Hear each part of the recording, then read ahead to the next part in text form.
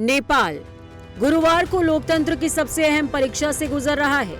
काठमांडू की गलियों से लेकर तराई के गांवों तक हर तरफ एक ही सवाल गूंज रहा है कि जेनज़ीज के आंदोलन के बाद नेपाल का अगला रास्ता क्या होगा। दरअसल नेपाल में चुनाव हुआ है और ये सिर्फ एक आम चुनाव नहीं है, ये उस उथल पुथल का जवाब भी है जिसने पिछले साल नेपाल की राजनीति को हिलाकर रख दिया था।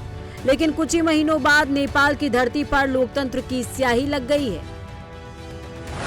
नेपाल में आम चुनावों के लिए सुबह 7 बजे से शाम को 5 बजे तक वोटिंग हुई। वोटिंग के बाद रात 12 बजे से काउंटिंग शुरू हो जाएगी। चुनाव आयोग के मुताबिक दोपहर तक 60% वोटिंग दर्ज की गई है। चुनाव में कुल 65 राजनीतिक दल मैदान में हैं, लेकिन मुख्य तौर पर 3 हैं।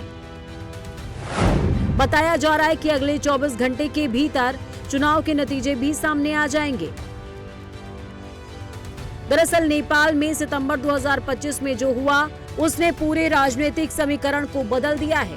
सत्ता सवालों में चला गया, लेकिन अब इस चुनाव में प्रधानमंत्री पद की दौड़ भी बेहद दिलचस्प मानी जा रही है। एक तरफ पूर्व प्रधानमंत्री केपी शर्मा ओली हैं, जो एक बार फिर सत्ता में वापसी की कोशिश कर रहे हैं, तो दूसरी तरफ काठमांडू के पूर्व मेयर बालेन शाह हैं, जो युवाओं के बीच बेहद लोकप्रिय माने जाते हैं। इसके अलावा नेपाली कांग्रेस के नेता गगन थापा भी प्रधानमंत्री पद के मजबूत दावेदार माने जा रहे हैं। फिलहाल नेपाल के इस चुनाव की तैयारी किस तरह से की गई है, इसको भी जान लेते हैं। देश भर में 23,000 से ज्यादा मतदान केंद्र बनाए गए हैं। करीबन 1.9 करोड़ वोटर्स ने चुनाव के लिए रजिस्ट्रेशन कराया है। इनमें लगभग 8 लाख युवा पहली बार वोट दे रहे हैं। नेपाल में मतदान की न्यूनतम उम्र 18 साल है।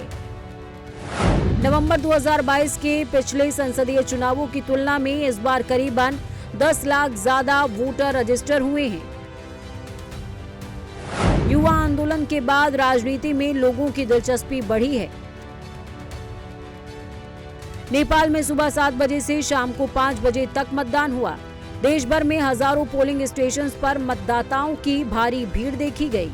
पहाड़ी इलाकों में लोग घंटों पैदल चलकर मतदान केंद्रों तक पहुंचे। कई जगहों पर बुजुर्ग मतदाता भी अपने परिवार के साथ वोट डालने पहुंचे हैं, जिससे साफ दिख रहा है कि जनता इस चुनाव को बेहद खास मान रही है। अब आखिर नेपाल में चुनाव की प्रक्रिया क्या है, इसको भी जान लेते हैं। नेपाल में 2015 से मिश्रित चुनाव प्रणाली लागू है। इसके तहत संसद की कुल 275 सीटों में से 165 सांसद सीधे जनता द्वारा चुने जाते हैं। यानी इन सीटों पर लोग अपने क्षेत्र के उम्मीदवार को वोट देकर चुनते हैं। बाकी 110 सीटें अनुपातिक प्रतिनिधित्व प्रणाली से भरी जाती हैं।